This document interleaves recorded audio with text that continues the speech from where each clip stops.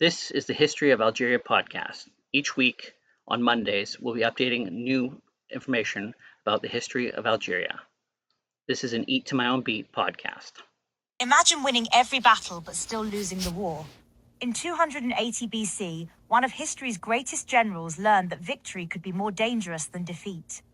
Today, we're exploring the Pyrrhic War, a conflict that changed the ancient world and gave us a phrase we still use to describe success that comes at too high a cost. And what's fascinating is how this war completely transformed the Mediterranean power balance. We're talking about Rome's first major clash with a Hellenistic power, a real turning point in history. Let's start with the basics. Who was Pyrrhus, and how did he end up fighting Rome? Well, Pyrrhus was the king of Epirus in northwestern Greece, and he got involved when the city of Tarentum in southern Italy asked for his help against Roman expansion. Wait, why would a Greek city in Italy ask a king from across the sea for help? See, Tarentum was actually a Greek colony founded by Spartans in the 8th century BCE. They were part of what was called Magna Graecia, the Greek cities in southern Italy. Ah, so there was already a Greek connection. Exactly. And in 282 BCE, tensions escalated when Tarentum attacked a Roman fleet that entered their waters, violating a previous treaty. That seems pretty provocative. It was. And when Rome demanded reparations, Tarentum refused. They knew they couldn't face Rome alone, so they called on Pyrrhus for help. And Pyrrhus saw an opportunity, right? You know, it's interesting. Pyrrhus was actually following in the footsteps of Alexander the Great, who had conquered most of the known world just 50 years earlier. Oh, wow. I didn't realize the connection to Alexander was so close chronologically. Right? And Pyrrhus brought something the Romans had never faced before: war elephants. War elephants? In Italy? That must have been quite a shock for the Romans. Absolutely.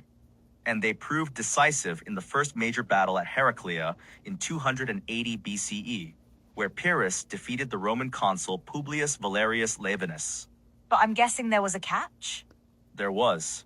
While Pyrrhus won the battle, he lost many of his best officers and troops, soldiers he couldn't easily replace. And the Romans could replace their losses? That's one of the fascinating aspects of Roman power. They had this unique ability to absorb and ally with conquered peoples, giving them a much larger pool of manpower. So even when they lost, they could bounce back stronger. Exactly. And this became crystal clear at the Battle of Asculum in 279 BCE. What happened there? Pyrrhus won again, but the losses were so devastating that he reportedly said, "On another such victory, and we are lost." And that's where we get the term Pyrrhic victory from? Precisely. It's become shorthand for any success that comes at too high a cost. You know, it's amazing how a military term from over 2,000 years ago is still so relevant today. And after these costly victories, Pyrrhus made an interesting decision. He left Italy to campaign in Sicily. Wait, why would he do that when he was already struggling in Italy? He was actually invited by Syracuse to help fight against Carthage. Initially, he was quite successful, capturing most of the island. But let me guess, another victory that wasn't quite a victory? Exactly. He couldn't take the Carthaginian stronghold of Lilybaeum due to his weakness at sea. So he was winning battles but losing the strategic game? Right. And while he was busy in Sicily, Rome was rebuilding its strength. That doesn't sound good for Pyrrhus. It wasn't. When he returned to Italy in 275 BCE, he faced a final battle at Beneventum against the Romans under Manius Curius Dentatus. And this time, did he even get the victory part of a Pyrrhic victory? No, this time he was decisively defeated and forced to withdraw from Italy altogether. So what made this war so significant in the grand scheme of things? It marked Rome's emergence as a major Mediterranean power. This was their first conflict with a non-Italian power, transforming them from a regional to a global player. That's quite a transformation. And it showed that the Greek states were no longer capable of defending their independent colonies effectively. So it was kind of like a changing of the guard? Exactly. The Hellenistic kingdoms that emerged after Alexander were being challenged by this new power from Italy. And Rome learned some valuable lessons, I imagine? They did. They gained experience fighting professional Hellenistic armies and learned to counter war elephants. Skills that probably came in handy later? Absolutely. These lessons proved crucial in their later conflicts with Carthage and other Hellenistic powers. You mentioned earlier how this affected Roman foreign policy. Can you elaborate on that? The war made Rome much more aware of threats beyond Italy.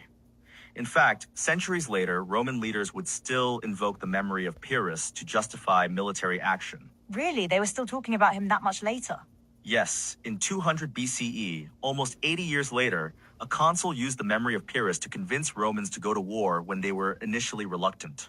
That's quite a lasting impact. And it wasn't just political. Pyrrhus became a moral paradigm in Roman literature, representing both military excellence and the dangers of overambition.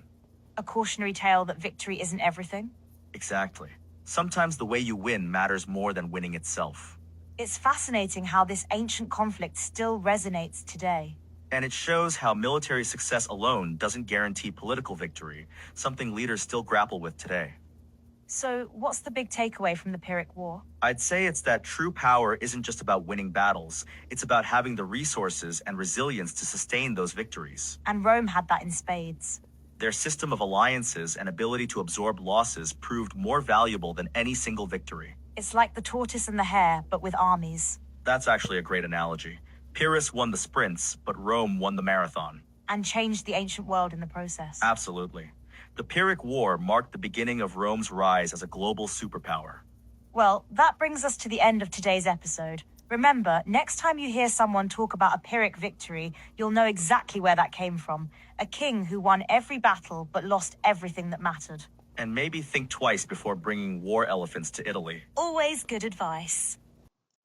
Thank you for listening to the History of Algeria podcast. Please check back every Monday at noon Pacific time for a new episode. Also available on YouTube and wherever you get your podcast. Check us out at www.eattomyownbeat.com.